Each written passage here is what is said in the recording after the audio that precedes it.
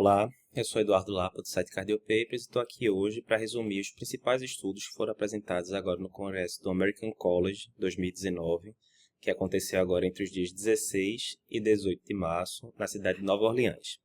Então, para adiantar para vocês, não vou falar o trabalho principal no começo, vou deixar para falar lá no final para vocês verem o vídeo todo, né? Mas a gente vai começar pelos que chamaram mais atenção. Primeiro, o Apple Heart Study. Que estudo foi esse? Foi um estudo que avaliou mais de 400 mil pacientes que foram avaliados com Apple Watch para ver se ele detectava bem ou não fibrilação atrial. A gente já fez os resumos de todos os trabalhos aqui no site em detalhes, então esse aqui vai ser o resumo do resumo. Mas como é que era a situação? Pegava um paciente que tinha um Apple Watch, tipo esse daqui, um iPhone, e basicamente a pessoa baixava um aplicativo e esse aplicativo conseguia avaliar através do aparelho se a pessoa estava com ritmo irregular ou não. Se o aparelho detectasse várias vezes ao longo de minutos próximos que estava com ritmo irregular, dava um aviso, como vocês veem aí no lado da tela, e a pessoa então deveria entrar em contato com o médico do estudo, muitas vezes através de telemedicina. Olha aí a telemedicina no caminho. E aí, basicamente falava com o médico do estudo, falava, olha, estou sentindo palpitação ou não estou sentindo nada. Era mandado um patchzinho, como se fosse um holter de 12 derivações que a pessoa podia usar durante alguns dias. E no final das contas, ia dizer se confirmou-se o diagnóstico da fibrilação atrial ou não. O que é que se viu? Entre 70% e 80% mais ou menos de valor preditivo positivo, ou seja, o aparelho dizia que tinha o ritmo irregular e de fato a FA era confirmada depois. Sim, Eduardo, mas isso aí vai mudar em que a minha vida? Quando chegar amanhã eu vou chegar para o meu paciente e mandar comprar um Apple Watch? Não é bem assim. Esse estudo é um dos primeiros, na verdade, que vai ajudar a gente a desvendar bem aí como é que esses wearables, né, que são esses dispositivos usáveis, podem ajudar na medicina de uma forma geral. O ideal para você dizer, não, fez diferença mesmo, seria um estudo grande, que comparasse, por exemplo, um grupo não usou o Apple Watch, o outro grupo usou. O grupo que usou terminou detectando mais FA, isso deflagrou mais anticoagulação, por exemplo, e diminuiu o AVC lá na frente. Esse seria o desenho ideal. A boa notícia não foi esse estudo, mas esse estudo já foi até apresentado, o desenho dele no American College. Vai ser mais de 150 mil pacientes, enfim, estudo bem grande e a gente vai demorar um tempo aí para ver os resultados. Mas, estudo importante, apesar disso tudo, porque é uma coisa que a gente vai ver cada vez mais na prática, né? Se você comparar 2 anos atrás com agora, a quantidade de gente que a gente vê usando esses dispositivos cresceu muito, né? O segundo estudo que a gente vai comentar é o Augustus, que foi liderado pelo brasileiro Dr. Renato Lopes. O cenário é o seguinte, a gente sabe que paciente que tem fibrilação atrial e Chades-Vasque alto tem que ser anticoagulado para diminuir o risco de AVC. Por outro lado, paciente que colocou um stent recente ou que teve síndrome coronariana aguda recente tem que usar dupla antiagregação plaquetária para diminuir trombose de stent, reinfarto, todas aquelas complicações. Na hora que eu junto os dois, ou seja, um paciente que teve FA e angioplastou, ou um paciente que tem FA e chegou infartado na minha emergência, aí vem a bronca. Porque o que é que eu vou fazer? Normalmente, na minha época de residência, eu fazia terapia tripla para esse paciente, ou seja, aspirina, clopidogrel, uma dupla antiagregação, e por cima eu jogava um anticoagulante, que na época era varfarina, né? Já tem um pouquinho de tempo a residência. Qual é a bronca? A gente vê que esses pacientes sangram muito, muito mesmo. Então, a dúvida que tinha em relação a esse cenário era, será que não dá para usar dupla terapia só, por exemplo, clopidogrel com anticoagulante, alguma coisa do tipo? Já tinham 3 trabalhos prévios sobre isso, né? O WOST, o Pioneer e o REDUAL. Mas eram estudos menores, o maior tinha 2.700 e poucos pacientes. O Augustus agora já tem 4.700, quase 5.000 pacientes. Então, é o maior estudo sobre o tema. E aí, resumindo, o que é que ele viu? Ele avaliou 2 questões. Os detalhes você pode ver no link que a gente botou aqui abaixo.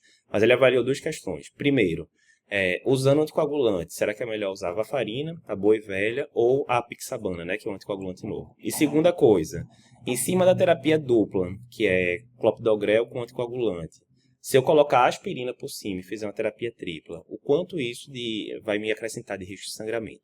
E aí, resumindo, se eu fizer a terapia tripla, colocar aspirina por cima, eu aumento muito o risco de sangramento. Para cada 14 pacientes que eu tratar, eu vou causar um sangramento maior. E aí não é sangramento bestinha não, assim, gengiva e tal. É bronca, paciente que vai na emergência, cai HB, tem que ser transfundido, coisa do tipo. Então a aspirina aumenta muito o risco. E em relação ao anticoagulante, se eu uso a apixabana no lugar da varfarina, para cada 20 e poucos pacientes que eu trato com a apixabana, eu causo um sangramento a menos. Então, foi um fator protetor. No final das contas, a melhor combinação parece ser clopidogrel e apixabana. E a pior, que sangra mais, parece ser a tripla terapia que a gente conhece, tradicional, AS, clopidogrel e varfarina. Beleza. A outra notícia é que nessa amostra desse estudo, de quase 5.000 pacientes, não houve aumento do risco isquêmico, né, de trombose de stent, esse tipo de coisa. Teve uma tendência mas não preencheu o critério significante. A questão é que, mesmo esse estudo sendo grande, ele não permite a gente bater o martelo final em relação a isso. Teria que ter uma amostra de 10, 20 mil pacientes para conseguir chegar nessa conclusão. Eu conversei com o Dr. Renato Lopes, que é o autor principal do estudo, ele já disse que tem uma meta-análise encaminhada aí nos próximos meses, que vai juntar o resultado desses 4 estudos para a gente chegar na conclusão. De toda forma, é um estudo que ajuda a modificar a prática. A gente já tinha essa evidência prévia desses 3 trabalhos menores, e com esse trabalho agora a gente pode definir que a regra para o paciente que tem FA e tem alguma dessas situações, como síndrome coronariana aguda ou stent recente, a regra é você usar terapia dupla. E que terapia dupla? Pela evidência maior, seria clopidogrel com anticoagulante novo. Dos 3 anticoagulantes novos que foram testados, rivaroxabana, dabigatrana e apixabana é o que tem a maior evidência, porque foi esse estudo com N maior, simplesmente. Ah, Eduardo, não vou usar terapia tripla para ninguém. Até pode considerar, dependendo da experiência clínica, tá? Mas isso vai ser exceção. A regra vai ser terapia dupla. Então, estudo importante. Terceiro estudo importante, COACT. Sabe todo mundo que deu plantão de emergência já pegou esse tipo de caso. O paciente para fora do hospital, chega lá o SAMU, qualquer coisa do tipo, tá lá, ritmo de FV ou TV, choca, consegue reanimar bem o paciente volta, tudo direitinho, chega no hospital. Faz o eletro, será que tem supra? Não tem supra. E aí, eu mando esse paciente para o CAT na agonia, na emergência, espero 1, 2, 3 dias, espero para ver o neurológico do paciente, como é que vai ficar, como é que é o meio de campo. Então, eu não tinha uma evidência definitiva em relação a isso, o COACT mostrou. Pegando esse tipo de paciente que parou fora do hospital, TV ou FV, voltou, e não tem supra no eletro, tanto fez você fazer CAT de emergência, ou seja, primeiras 1, 2 horas, ou esperar ali alguns dias até definir bem a situação neurológica do paciente, essa parte toda, para mandar para o CAT. Então, boa notícia para os hemodinamicistas, né, que não vão ter que ser chamados aí de madrugada nesse tipo de caso. E é importante para a gente, cardiologista clínico também, de saber que não tem aquela pressa toda de chamar o hemodinamicista, isso não vai mudar o prognóstico do paciente. Então, estudo importante também. Quarto ponto que eu queria mostrar aqui para vocês, o guideline de prevenção cardiovascular, que saiu das sociedades americanas, né, o American Heart junto com o American College. Então, vocês vão ver, a gente resumiu também lá os 9 pontos principais, mas vocês vão ver aqui do meu lado um gráfico que eles fizeram que junta essas principais recomendações. Eles fizeram um mnemônicozinho, né? A, B, C, D, E, A de aspirina, B de blood pressure, C de colesterol e assim por diante. Mas 2 coisas importantes. Primeiro, eles englobaram já os estudos de AS em prevenção primária que saíram ano passado. Foram vários estudos. Os 2 principais provavelmente foram o ASCEND e o ARRIVE, um em população diabética, outro em população não diabética. E resumindo, né, o que esses estudos mostraram que, de forma geral, a AS prevenção primária realmente tem uma indicação muito ali discutível, né? Então, ficou com uma indicação 2B, você pode considerar em alguns casos, mas de rotina, de forma alguma. Na minha época de residência, era aquele negócio, tem um Framingham acima de 10%, AS para todo mundo. Definitivamente não existe mais isso, nem para paciente diabético. Então, recomendação 2B, fraca, você pode considerar, mas a regra é não usar.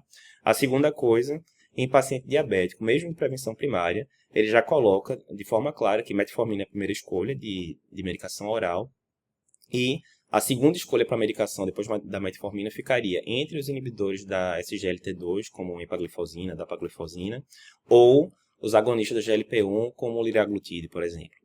Então, isso é importante porque já tinha essa recomendação para prevenção secundária, paciente que tinha uma insuficiência cardíaca ou doença coronariana manifesta, e agora ele está colocando como prevenção primária também um pouquinho de extrapolação, tem a população de prevenção primária do estudo de Clare, que até saiu uma subanálise agora também no congresso, mas aí ele já joga isso para prevenção primária também, dica importante. E por fim, os 2 estudos mais importantes do congresso, na minha ótica, que foram os 2 sobre implante percutâneo de válvula aórtica TAVR, né, em pacientes de baixo risco. Só o contexto que está inserido, a gente já sabe aí de estudos dos últimos 9, 10 anos que isso já está nos guidelines, que paciente que tem risco cirúrgico proibitivo, alto ou até mesmo moderado, a TAVR já era uma opção. Né? No paciente de risco proibitivo era a melhor opção que existia, né? Um NNT espetacular, a cada 5 pacientes tratados você salva uma vida, mas para os pacientes de alto risco também já era a escolha, e de moderado risco ficava competindo ali com a cirurgia. Agora, saíram 2 trabalhos em paciente de baixo risco, que é a maioria dos casos, que foram os estudos PARTNER 3 e o EVOLUTE. O que é que eles mostraram? Nessa população de baixo risco, no PARTNER 3 foi até superior ao implante percutâneo e no EVOLUTE foi igual à cirurgia. Tem um porém, que foi um segmento curto de 1 ano só, vai ter que acompanhar esses pacientes bem mais tempo, até 10 anos, é o que está previsto para ver a durabilidade da prótese, mas são estudos bem importantes. Por quê? O próprio Dr. Brown falou, não, que sorte que estamos todo mundo aqui para ver esse momento histórico, contar para meus netos, aquela coisa toda. Mas, de fato, a maioria dos especialistas na área se empolgou muito com o resultado. Porque a questão agora é o seguinte, é uma mudança de paradigma. Paciente de 70 anos para cima, que chega para você no consultório, com estenose aórtica é importante, que você vai ter que intervir, porque tem sintoma, fracionação deprimida, alguma coisa do tipo, a indicação agora, padrão, vai ser o implante percutâneo. Nesse grupo de 70 anos para cima, a cirurgia ficaria como conduta de exceção em casos mais complicados. O paciente tem estenose aórtica importante e tem um cato arterial com sintaxe alto. Aí faz a cirurgia e já resolve tudo. Ou então o paciente tem estenose aórtica importante e tem um aneurisma de aorta ascendente, 5,5, 5,7 de aorta ascendente, aí vai ter que reparar a aorta ascendente também, provavelmente fazer um bental já, vai para lá. Paciente com válvula aórtica bicúspide, até tem trabalho menor com válvula aórtica bicúspide de implante percutâneo, mas nesses trabalhos maiores é critério de exclusão. Então vai ser basicamente isso. A regra, a partir de agora, a partir de 70 anos para cima, ficaria o percutâneo, a exceção ficaria o cirúrgico. Não confundir se você pega um paciente de 40 e poucos anos, com válvula aórtica bicúspide, por exemplo, aí, para esse, a cirurgia ainda tem muito mais evidência do que o implante percutâneo. A média de idade desses estudos que a gente está falando agora são 73, 74 anos, também mais velho do que esse paciente que eu falei, por exemplo, de 40 e poucos anos. Então, a cirurgia não morreu ainda nesse cenário, ainda tem algumas indicações, principalmente paciente mais jovem, mas de 70 anos para cima, mais uma vez, ratificando, a conduta padrão agora tende a ser o percutâneo e o cirúrgico ficar como conduta de exceção. Esse foi um wrap-up rápido que a gente fez dos principais estudos, todos eles, como eu já falei no começo, a gente fez ou vídeo junto com texto em relação a cada um, detalhando bem direitinho, vocês podem ver lá no site. Até o próximo congresso.